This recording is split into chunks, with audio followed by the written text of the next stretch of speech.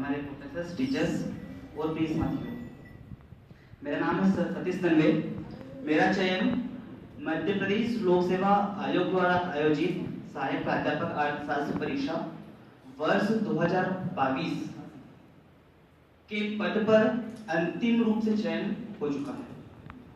8 दिसंबर 2024 वर्ष 2024 में भी हमारे महाविद्यालय में मॉक इंटरव्यू का आयोजन ठीक इसी तरह से हुआ था और मैंने उस मॉक इंटरव्यू में प्रतिभागिता भी की थी। दोस्तों, सबसे महत्वपूर्ण बात मैं आपको ये बताना चाहता हूँ कि अभी मेरा जो साथी गया दिलीप व्याल से, उन्होंने और मैंने एक भी मॉक इंटरव्यू नहीं दिया इस महाविद्यालय के मॉक इंटरव्यू के अलावा। हमने कई प्रोफेसर से राय ली, कई दोस्तों से बात की, कई टीचर्स के मार्गदर्शन में आए, उन्होंने कई तरह की बातें रखी, लेकिन हम सिर्फ उलझे रहे। लेकिन हमें एक आत्मविश्वास था कि हमने एक मॉक इंटरव्यू दिया है, तो ठीक उसी तरह हमें भी जो अंतिम साक्षात्कार होगा उसका सामना करना पड़ेगा। दोस्तों, इसी तरह के विषय विशेषज्ञ वहां पर इंटरव्यू में रहते हैं। उनकी एज 56 से 61-62 के आसपास होती है, इस बीच में उनकी एज होती है।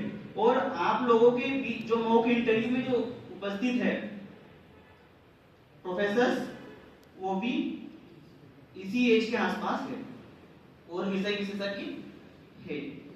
मेरे मॉक इंटरव्यू में 8 दिसंबर 2024 को मेरे इंटरव्यू पैनल में 5 मेंबर थे, जिसमें आदरणीय खरे सर, आदरणीय कोले मैडम जी और आदरणीय कुरेशी मैडम जी और आदरणीय गुरु जी वर्मा सर, आदरणीय गुरु जी भी उपस्थित थे।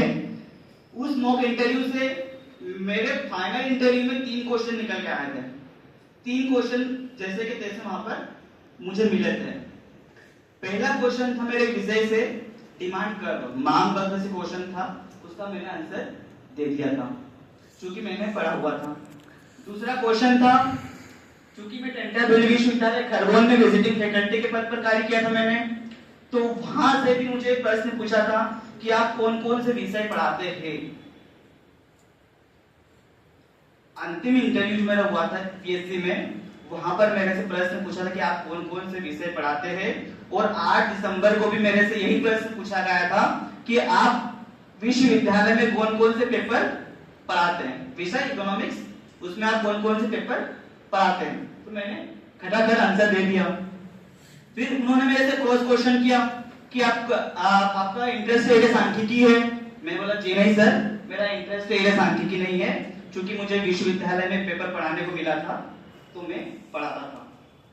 तो यहाँ पर उन्होंने क्या जज किया कि मैं कितनी ईमानदारी से उत्तर देता हूँ। तीसरा क्वेश्चन उनका था हॉबी को लेकर। आदरणीय कोले मैडम जी ने मेरे से प्रश्न किया था मॉक इंटरव्यू में 8 दिसंबर को कि आपकी हॉबी, मेरी हॉबी से प्रश्न जो का त्यों वहां पर पूछा गया था। मॉक इंटरव्यू में जो पैनल था यहाँ पर महाविद्यालय में, उनका भी यही प्रश्न था और उनका भी वही प्रश्न था। प्रश्न यह था कि आजकल की युवा पीढ़ी इन चीजों से दूर भागती है, आपकी ये हॉबी कैसे हो सकती है। चार मेंबर थे मेरे इंटरव्यू में, 4 से 5 मेंबर थे, मैं शायद भूल रहा हूँ पीएससी में, क्योंकि अब सब लोगों के बीच में अपनी बात को रखना थोड़ा कठिन होता है, लेकिन फिर भी मैं प्रयास कर रहा हूँ आप लोगों के बीच।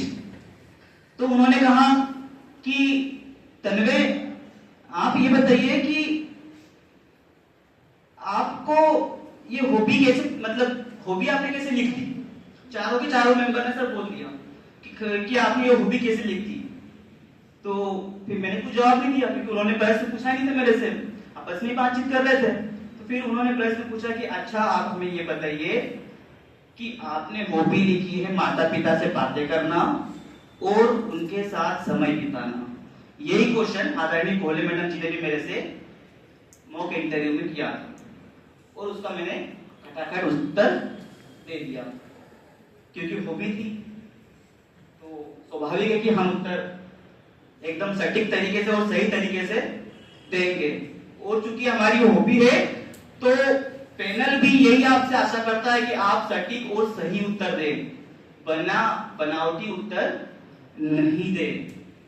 तो ये 3 प्रश्न जो है मुझे मॉक इंटरव्यू से सीखने को मिले थे, जिस पर मैंने काम किया था और आप लोगों के बीच में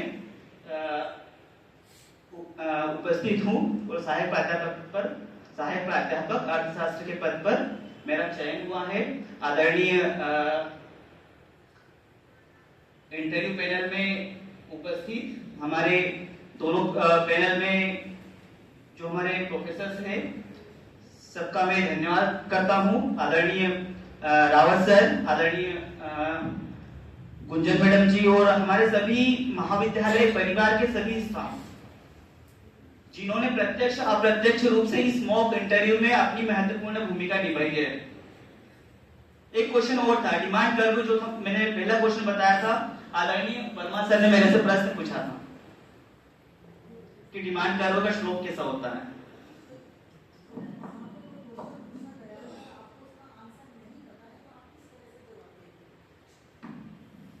दोस्तों, यदि हमें कोई उत्तर नहीं आ रहा है तो बिल्कुल भी हमें डरना नहीं है।